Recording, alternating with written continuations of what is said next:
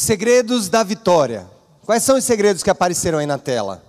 Santidade, fé e perseverança. Nós temos falado sobre santidade nas últimas semanas. E hoje eu quero falar sobre fé. Quero falar sobre fé na perspectiva bíblica, não na perspectiva do senso comum. Da fé como religiosidade, fé como crendice, ou fé como fezinha na loteria, ou fé como pensamento positivo. Não é sobre esse tipo de fé que eu estou falando. É a fé que vem de Deus. A fé que é implantada pelo próprio Senhor nos nossos corações. Na carta aos Hebreus, que segundo alguns estudiosos, entendem que foi escrita por São Paulo, por Paulo de Tarso, embora não haja referência de autoria, mas em razão do tom da carta, em razão do estilo da carta, dos destinatários e da própria teologia da carta, muitos atribuem que foi mesmo São Paulo que escreveu essa carta. Ele escreveu a um grupo específico, a uma etnia específica, a um povo específico, povo judeu, povo hebreu. E ao escrever ao povo hebreu, Paulo estava desejoso de criar no coração dos cristãos que se converteram do judaísmo, porque o judeu não precisa deixar de ser judeu para ser cristão. Isso é uma coisa muito importante. O judaísmo é a nação, o povo judeu é o povo escolhido do Senhor. O povo primeiro, o povo que é chamado de oliveira. Nós fomos enxertados nessa oliveira. É da raiz, é da seiva que passa nessa árvore que Deus nos alimenta, todas as nações da terra, porque Jesus, ele é a semente do povo judeu. É uma semente judaica. E em Jesus nós somos todos abençoados. O objetivo aqui de São Paulo é ensinar aos judeus, conversos ao cristianismo, o que é fé. E como eles deveriam viver dessa nova realidade de fé que eles receberam. Uma fé aperfeiçoada. Por quê?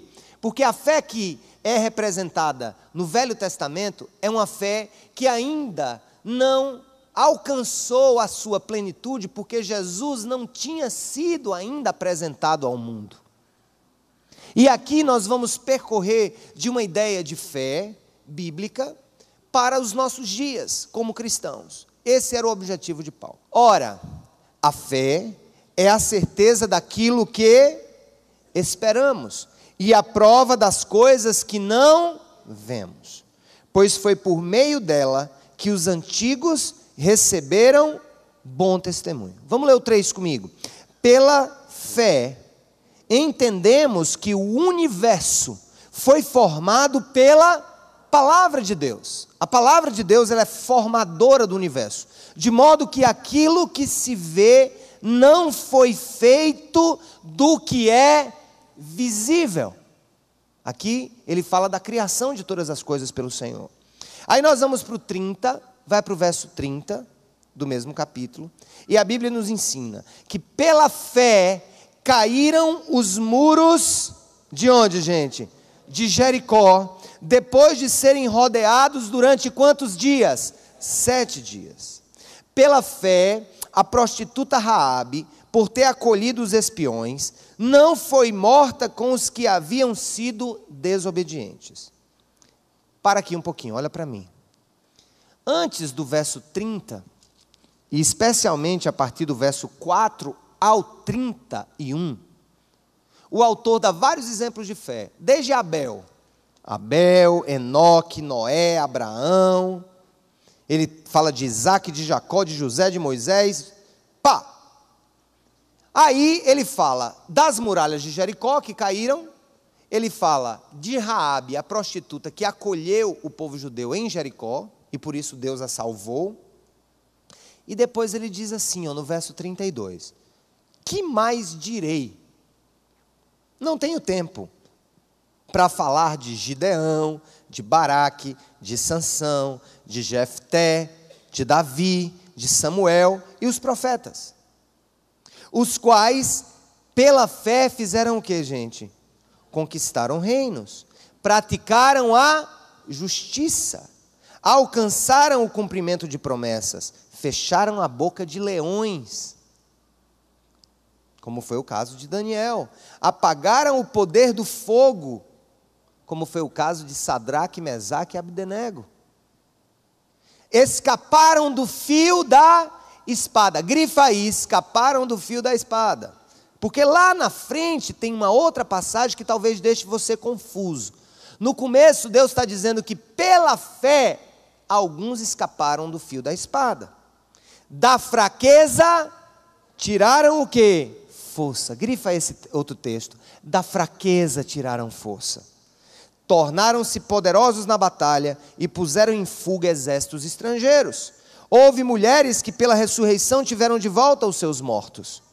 Uns foram torturados e recusaram ser libertados, para poderem alcançar uma ressurreição superior. Outros enfrentaram zombaria e açoites. Outros ainda foram acorrentados e o que, gente? Tudo isso pelo que, gente? Aí você vai dizer, oxe, pela fé, o cara foi acorrentado. Pela fé ele foi colocado na prisão. Isso não combina muito com o evangelho que passa na televisão hoje, não. Como? Pela fé acorrentado? Agora eu vou confundir sua cabeça. Eu não, a palavra. Olha o que a Bíblia diz. 37. Apedrejados, cerrados ao meio,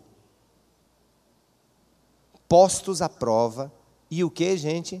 Mortos ao fio da espada. Lá em cima ele diz que pela fé alguns escaparam do fio da espada. Mas aqui ele diz que pela mesma fé alguns morreram ao fio da espada. Parece confuso, mas não é. Andaram errantes, vestidos de pele de ovelhas e de cabras, necessitados, afligidos e maltratados. Vamos repetir comigo o 38.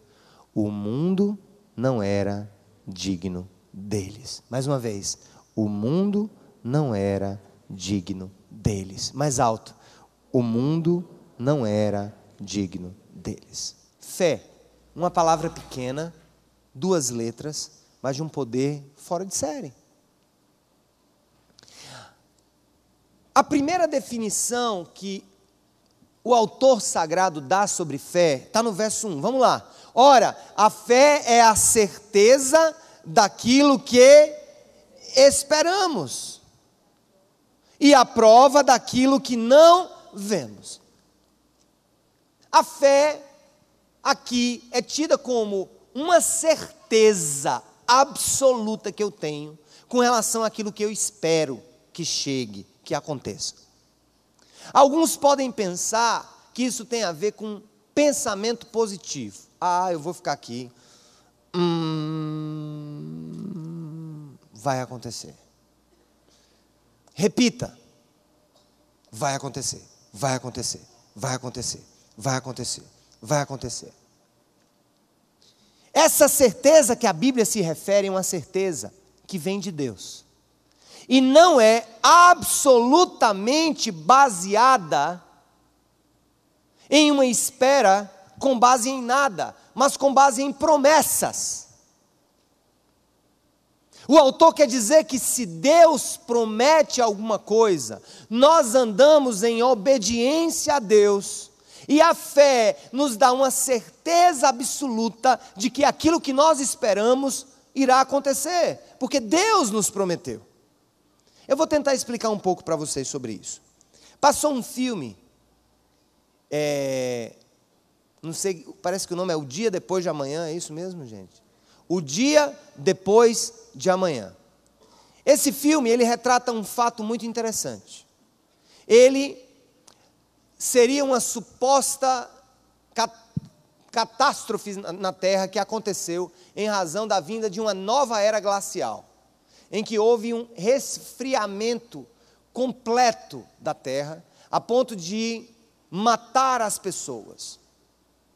E o epicentro da história se passa entre a Casa Branca, presidente dos Estados Unidos, um território mais ao sul dos Estados Unidos, e um grupo de pessoas que na hora que um grande maremoto toma conta de Nova York, vai para a biblioteca de Nova York. Eu não sei se vocês se lembram desse filme. As pessoas vão para a biblioteca de Nova York, um grupo vai ali se proteger do frio. E é interessante que um dos atores, o seu pai, trabalhava com estudos científicos nessa área, e o filho, para dizer que estava vivo, desce à biblioteca e quase se afoga para pegar um orelhão e avisar o pai que estava na biblioteca de Nova York. E o que é que o pai disse a ele? Meu filho, não saia daí que eu vou lhe buscar. E não se tratava de uma criança, era um adulto já, era um jovem adulto. E o pai disse, eu vou lhe buscar, eu vou até onde você está. Olha que coisa maravilhosa. O filme mostra que muitas pessoas, quando começaram a passar fome ali dentro da biblioteca, a comida começou a faltar, um grupo promove meio que uma saída em massa, junto com os policiais, para encontrarem ajuda em outro lugar. E o filme diz que mostra que muitas pessoas, todas praticamente, morreram ao sair da biblioteca. E eles ficaram lá. E ele disse, eu não vou sair. Por que eu não vou sair? Porque meu pai disse, espere que eu venho lhe buscar. E aquele jovem, ele enfrenta todas as dificuldades junto com aquele pequeno grupo. Sua namorada passa por um processo de infecção, um corte que ela levou. E ali, gente, era uma situação extremamente complexa. E qualquer pessoa com razão, usando a razão, diria, meu pai nunca vai vir me buscar. Pelo simples fato de que é impossível chegar em Nova York. Quem está aqui, quem foi para a rua, morreu. Milhares de pessoas morreram com o maremoto. Meu pai nunca vai chegar aqui. E o filme diz que aquele pai chegou no final, alcançou o seu filho, salvou uma série de outras pessoas que estavam na biblioteca e trouxe ajuda para salvar os sobreviventes da cidade de Nova York. O que é que isso nos ensina? Que a fé que Deus exige de nós é a fé que me faz parar, esperar, confiar e ter, conforme diz o autor, o quê? A certeza daquilo que esperamos. Você espera no Senhor? Sim ou não? Quem espera no Senhor, esse nunca será confundido. Quem espera do Senhor nunca será enganado. Aquele que espera das mãos de Deus nunca será decepcionado, porque o nosso Deus nunca falha. A fé não é baseada em conjecturas, mas é baseada na obediência daquele que, pela certeza que tem de que o que espera virá, mantém-se firme, fiel e perseverante. Louvado seja o nome do Senhor. Fiel, perseverante, esperando aquilo que o Senhor haverá de fazer. E ele vem com mais uma definição. Ele diz, ora, é a prova das coisas que não vemos. Olha, eu não estou vendo, mas a fé é a prova, é a evidência de que isso que eu não estou vendo é real, vai acontecer, virá, é uma promessa divina. Deus falou na palavra, Deus falou comigo, então é óbvio que isso virá acontecer. Eu me lembro, gente, que quando nós compramos a Cidade Viva, lá a terra, lá na BR, isso foi há 8 anos, que nós recebemos um comando divino de abençoar dependentes químicos, idosos abandonados, ex-presidiários, e que ali seria um centro não só de cuidado, mas que através do Centro de Convenções Internacional lá, seria e será em nome de Jesus, um lugar de reflexões sobre a ação da igreja na cidade, para que muitas vidas sejam alcançadas. Só que isso foi há 8 anos.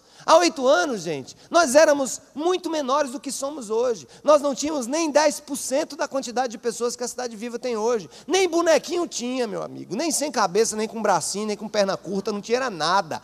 Não tinha nem bonequinho ainda. Aí não tinha dinheiro para fazer essas coisas. Não tinha letreiro, não tinha nada. Nos reuníamos num lugarzinho muito simples ali na beira da praia ali, que hoje está lá, inclusive abandonado, parece que não está funcionando nada hoje em dia, e nós ali estávamos, e Deus nos comanda, e Deus diz, vá vá, entre nesse lugar. E eu entrava ali, meu amigo, eu dizia, como? Eu estou aqui no meio de um lugar para fazer algo que eu não tenho condições. Gente, a terra que nós adquirimos, ela tem 150 hectares. Você sabe o que são 150 hectares? 1.500.000 metros quadrados. Você quer saber uma referência de tamanho? Vocês acham grande aqui o centro de convenções e a escola? Essa área aqui é grande? É ou não é grande? É um quarteirão inteiro. A área lá é 150 vezes esse tamanho. É vez com força. E aí, quando nós chegamos naquele lugar, e eu digo, meu Deus, nós não temos nada, nós estamos aqui liso, feito pitomba em boca de banguelo gripado. Não temos nada, como é que nós vamos comprar esse negócio? E é interessante que quando nós entramos ali, e quando eu caminhava naquela terra, Deus colocava uma convicção tão grande de que aquilo seria nosso, sem dinheiro, sem nenhuma plausibilidade humana, sem nenhuma possibilidade matemática, de qualquer ordem, e nós entramos ali, nós chegamos ali, olhávamos para aquela terra toda, e Deus começava a me fazer enxergar pelos olhos da fé, aqueles 150 hectares sendo dedicados para a glória dEle, para abençoar pessoas, as ruas, o transporte interno, sabe, os lugares de acomodação, lugar de criança, lugar de idoso, lugar de treinamento para pessoas carentes, lugar dos nossos acampamentos, das nossas conferências, o grande, magnífico centro de convenções, e ali tudo aquilo começava a ser visto, mas o povo dizia assim, tu está vendo o que aqui que eu só vejo mato? Eu disse, você vê mato, mas de maneira sobrenatural Deus planta no meu coração e eu consigo ver pelos olhos da fé, Ele me dá a fé como a prova de que o que ninguém está conseguindo ver, Ele está me dando para ver. Fé, gente, é essa prova que Deus lhe dá, quando nada é possível de se enxergar, quando você é míope diante das situações, quando você está cego humanamente falando diante das situações, o Senhor diz assim para você, tome os óculos da fé e enxergue aquilo que eu te mostro agora, louvado seja o nome do Senhor, tome os óculos da fé e enxergue que eu prometi e eu haverei de cumprir. É isso que ele disse para o povo dele no início. Vocês vão para uma terra que mana leite e mel, mas nós não somos ninguém, Senhor. Deus chama um velhinho, Abraão, velhinho bichinho, já com 80 anos. E ele diz, a sua comadre, assim, a sua esposa vai ter um filho. Minha esposa, Senhor, não dá mais. Nem ela dá, nem eu dou também. Naquela época não tinha nem Viagra para socorrer o rapaz. Estava lá ele, cansado já. Se bem que os homens de 80 anos hoje são muito mais fortes, né? Mas Deus disse, veja, olha que coisa. Abraão, olha as estrelas do céu aí, vê se você pode contar. Acho que ele começou 1, 2, 10, 20. Dá não, Senhor, é impossível. Assim será a geração que virá de você. Aleluia, gente. É sobre isso que nós precisamos firmar as nossas convicções. O Deus da Bíblia é o Deus das coisas grandes e impossíveis para os homens. E a fé é o quê? A fé é essa lente que Deus nos dá para enxergar onde ninguém vê nada. Deixa eu contar uma história para vocês, acho que eu já contei. Posso contar de novo? Porque vocês são expertos em rir 20 vezes da mesma besteira que eu conto. Aí eu digo, igreja abençoada. Eu falo a mesma besteira, eles riem 10 vezes. Mas isso não é uma piada, isso é uma história verídica que aconteceu comigo e pastor Josemar. Quando saiu o DVD, o primeiro DVD, eu vou falar sobre isso, porque a gente está aí no meio da conversa do coral, né? Quando saiu o primeiro DVD, nós fomos lançar em São Paulo. A gente acabou, a única coisa que a gente lançou foi lançar assim mesmo, né? Não deu para lançar não tinha dinheiro, lançar onde? Mas aí nós fomos em algumas distribuidoras, e aí bateu aquela tristeza, rapaz. Um ano inteiro de produção e nada, os cabas só queriam, aqui é meio difícil, não sei o quê. Eu digo, tá bom. Estávamos hospedados ali no epicentro da efervescência da vida são paulina ali, no Arouche. Estávamos ali, nas proximidades da Avenida Ipiranga com a São João. E aí resolvemos, ficamos numa birosca, numa espelunca maior do mundo. Eu não sabia que estava ficando onde eu ia ficar. E aí eu olhei para ele e disse, rapaz, é o seguinte, já resolvemos, vamos dormir amanhã, vamos acordar no hotel, eu vou às 5 horas da tarde. Eu disse, vamos fazer o quê? Vamos vadiar, né? Vamos sair por aí, andar nas ruas, ver o que é que tem de bom, comer, né?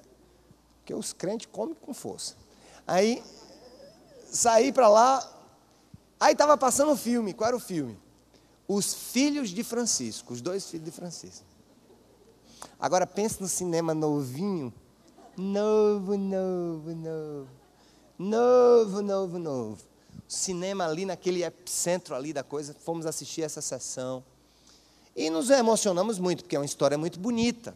E o que é que nós vemos ali? Um pai se dedicando a comprar ficha de telefone para ligar para a rádio, para que tocasse a música, toca aí, é o amor, é o amor, é o amor. Toma aí, liga aí, é o amor, é o amor. E aí, é o amor, estourou nas paradas pelo esforço de um pai. Podemos dizer assim, a música era boa, mas tem muita coisa boa que não acontece. Olha mesmo, quando eu estou ali meio triste, como eu digo, não tinha nada, não havia nada, nós estávamos no começo de todo o projeto Cidade Viva, a gente veio andando ali na Avenida São João, era Ipiranga, não sei, em direção ao hotel, e eu me emocionei profundamente, porque Deus falou uma coisa no meu coração. Ele disse assim, meu filho, você viu o que a força de um pai foi capaz de fazer na vida desses meninos? Se um pai humano teve a capacidade de fazer o que ele fez, comece a imaginar o que eu sou capaz de fazer na vida dos meus filhos, aqueles que acreditam na minha palavra, aqueles que acreditam em mim. Foi uma coisa muito profunda, porque veio, sabe aquela coisa que juntou a fome com a vontade de comer? A tristeza com a necessidade de uma palavra? E naquela hora, a gente vai andando, e eu com o pastor Josemar, né? E eu estava meio choroso e ele não entendia, ele disse, me conta. Eu digo, não, rapaz, é porque Deus falou no meu coração assim, assim, assim. E quando eu vou passando, a gente vai passando, a gente começou, eu comecei a ver assim, no ponto de ônibus conversando, uma multidão de africanos. Muitos africanos, agora eram muitos, na calçada, sentados e tal. E eu dizendo, né, tá aí, né, Josemar, rapaz, olha que coisa, quanto africano, né, rapaz? Aqui, né, na calçada aqui. Rapaz, eu acho que Deus está querendo falar alguma coisa conosco. Deus quer levar também o projeto para a África. Deus quer levar o projeto para a África, né? E eu dizendo para ele, amém, irmão, amém. Glórias ao nome do Senhor. E o baixinho estava todo, ele não tinha nem cabelo branco. Começou a nascer cabelo branco naquela época nele. E ele olhava para mim e dizia, amém, ó glória, aleluia. E vamos caminhando e haja africano na calçada. E meu amigo foi quase até o hotel. Eu digo, mas esse povo foi o que aconteceu, hein? Altar, teve uma guerra civil em algum lugar que mandaram os caras para cá de uma hora para outra, todo mundo junto. Aí nisso eu cheguei no hotel, as malas já estavam lá na recepção, a gente tinha feito um check-in antecipado, colocou as malas lá, fui para o banheiro, aí comecei a chorar, glorificando ao Senhor, pelo que Ele falava no meu coração. E aí voltamos, né, com muito ânimo, Deus fez muita coisa, está fazendo, fomos à África, começamos um projeto em Maputo, muita coisa ainda está acontecendo e vai acontecer. Mas eu quero só dizer um fato para vocês. Uma vez o pastor Josemar chegou para mim, há pouco tempo, eu vim saber disso há pouco tempo, a impressão dele, disse, Sérgio, cara, deixa eu dizer uma coisa para tu. Naquele dia que a gente estava em São Paulo, tu se lembra? Se lembra? Que tu falou dos africanos. Ele disse, rapaz, eu não vi nenhum.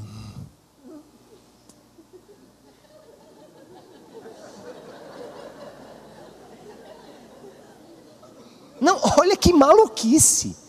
Eu digo, cara, como é? Eu não vi nenhum africano. Nenhum, eu digo nenhum para fazer um chá. Não. Aí eu disse, mas eu vi. Irmãos, eu digo uma coisa para você, eu não estou ficando doido não. Já tomei muita cachaça, fiquei bêbado, agora doido não.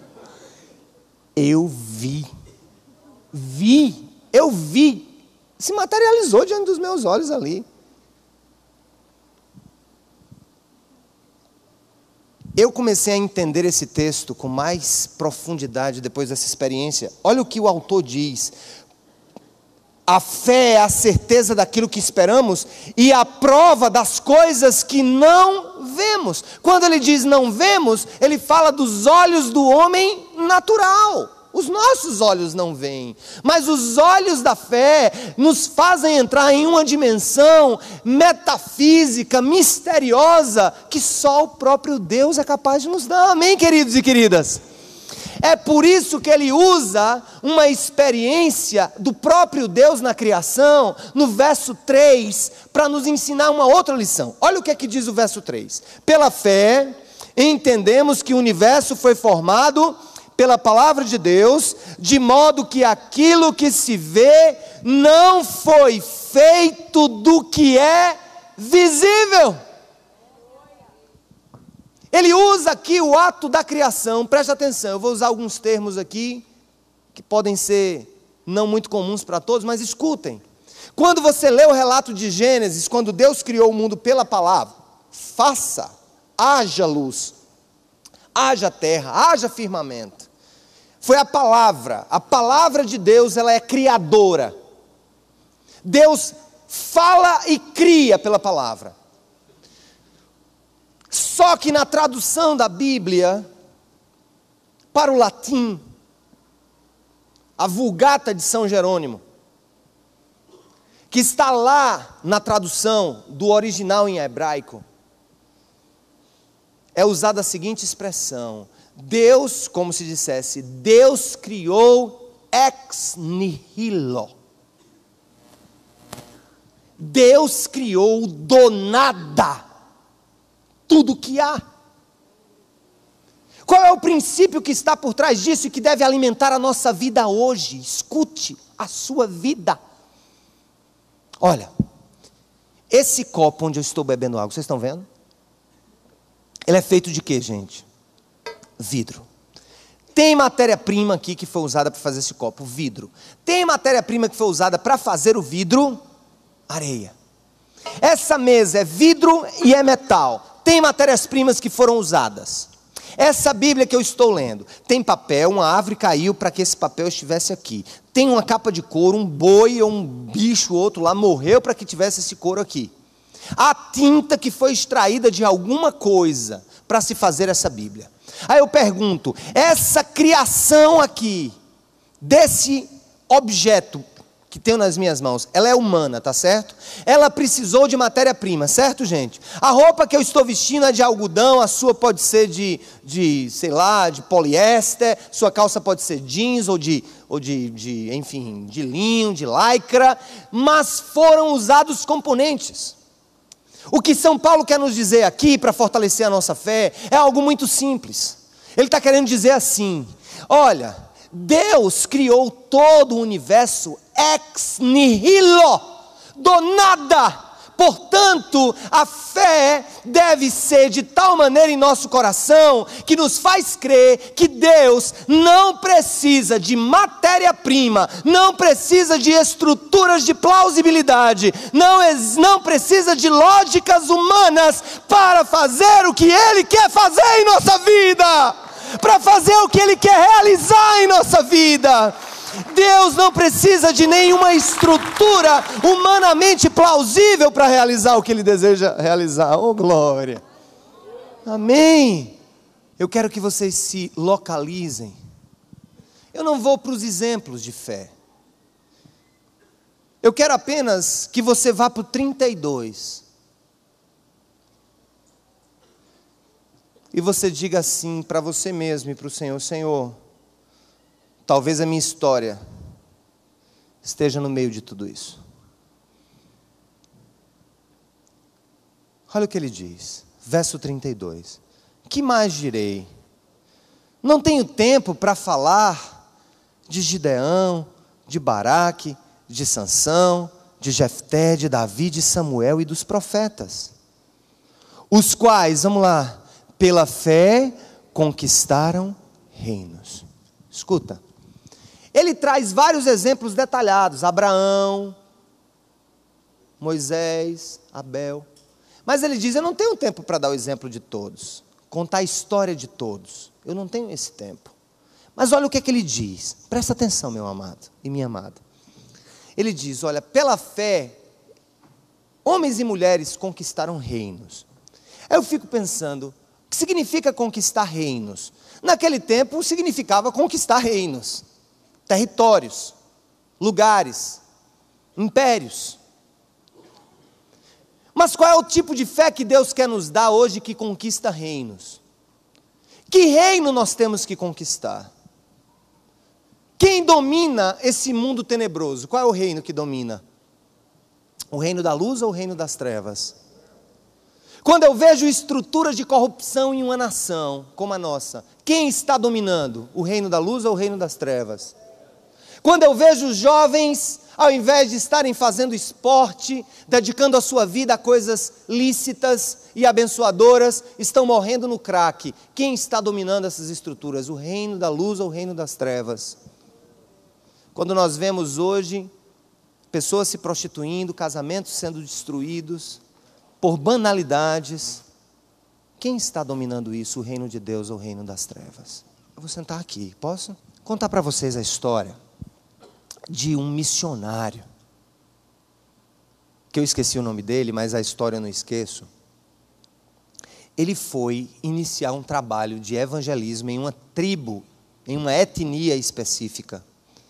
E lá ele passou muitos anos. E com muita pregação, com muita insistência, com muita luta. Depois de anos, sabe quantas pessoas se converteram a Jesus? Nenhuma. Aí eu fiquei pensando, Senhor, se fosse eu aqui, viu? Imagina, eu estou aqui há 8 anos. Imagina que eu estivesse aqui há 5 anos pregando, e não estivesse vendo conversões, quebrantamentos, restaurações. Eu digo, eu vou me embora. O que eu estou fazendo aqui, né? É porque a gente mede sucesso de uma maneira muito tosca. A gente acha que sucesso é número, sucesso são resultados sempre visíveis, mensuráveis, tangíveis. Aí, os amigos desse cara mandaram para ele uma carta e disseram, meu amigo, nosso amigo, nós sabemos de toda a luta que você está travando nesse lugar. E queremos perguntar o que você gostaria de ganhar de presente. O que você quiser, nós mandamos para você. Quiseram dar força para ele, né? Acho que pensaram, coitado, está se sentindo frustrado, não está vendo nenhum resultado da sua evangelização. Aí eu fico pensando, né? Você, né, mulher? Quantos anos você intercede pelo seu marido e ele não está nem aí? Você, né, pai, né, mãe, que há tanto tempo intercede pelo seu filho, chora de madrugada. Nessa hora, ele pediu um presente aos amigos. Ele disse, não quero ouro, não quero prata, não quero roupas, só quero uma coisa. Mandem para mim um conjunto de peças com cálices pequenininhos, para que eu possa celebrar a ceia do Senhor. Aqueles cálices que nós usamos aqui, que é de metal, que vem os cálicezinhos, vocês sabem? Que o pão vem dentro, estruturas de alumínio, simples. Manda para mim. Os amigos, quando receberam a carta, ficaram meio assim, eu acho que nosso amigo pirou. Não é porque não tem ninguém, ele vai fazer a ceia com quem? Com os cachorros? Porque a ceia do Senhor é com quem acredita no Senhor. Ele vai fazer com quem essa ceia? Eu acho que eles até disseram assim, rapaz, a Bíblia diz assim, onde 2 ou 3 estiverem reunidos no meu nome, eu ali estarei. Ele era só ele e ele mesmo. Tecnicamente, nem orar ele podia. E ele disse, mandem para mim um conjunto de cálices para que eu realize a ceia do Senhor. Naquele tempo não tinha Sedex nem FedEx. Nem tampouco FedEx 10. As coisas eram enviadas de navio. e mandaram um presente para aquele rapaz. E depois de muito tempo, né, dura dias, até meses para chegar. Durante o processo em que os cálices estavam sendo embarcados, em que a fé estava sendo exercitada no território do impossível, Deus deu para ele 10 vidas que se salvaram da sua pregação durante o período em que os cálices estavam viajando. E quando chegaram, ele desembalou e disse: obrigado, Senhor, porque agora eu começo a conquistar um reino. Essas pessoas agora são levadas do império das trevas e são transportadas para o reino do Filho do teu amor. Abra a Bíblia aí, verso 33, vamos lá juntos. Os quais pela fé conquistaram reinos e fizeram o que, gente? Praticaram a justiça. Pela fé praticaram a justiça. Ora, se fé é obediência, aquilo que Deus quer que a gente faça, eu fico pensando, talvez tenha gente aqui nesse lugar dizendo assim: mas Senhor, como é difícil ser empresário.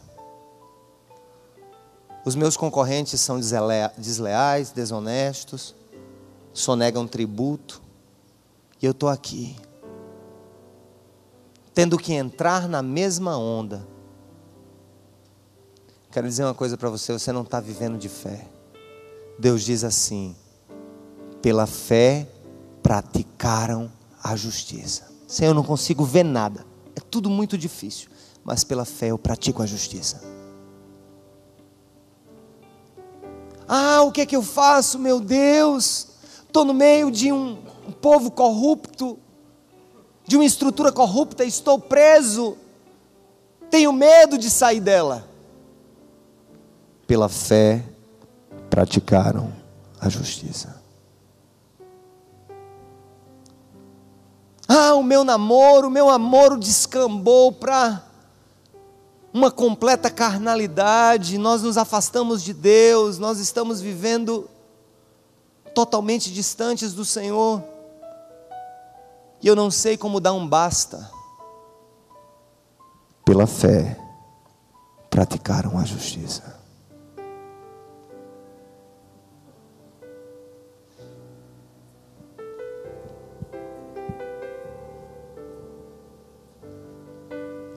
Abre aí a Bíblia de novo, no versículo 34, leiam comigo. Apagaram o poder do fogo e escaparam do fio da espada, da fraqueza tiraram força.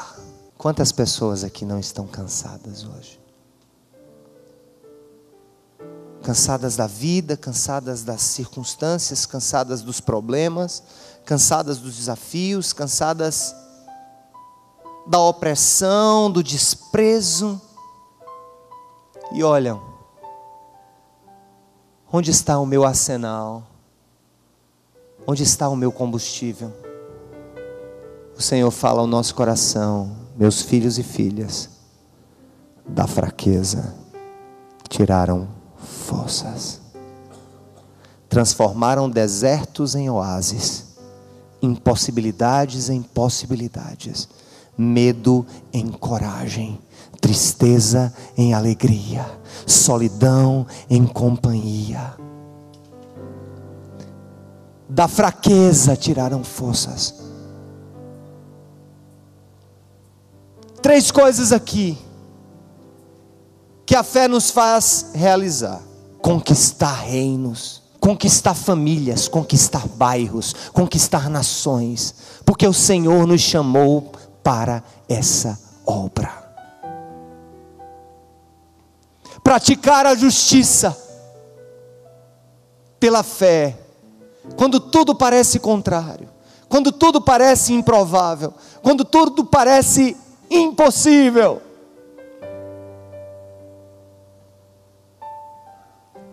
E aí a gente diz: mas eu estou cansado, Pai.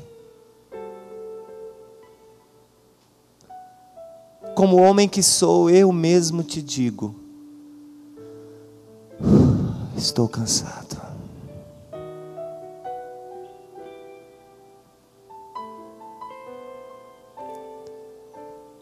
da fraqueza, eu te dou força.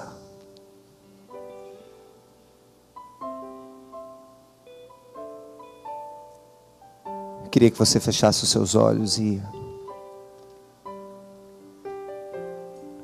pensasse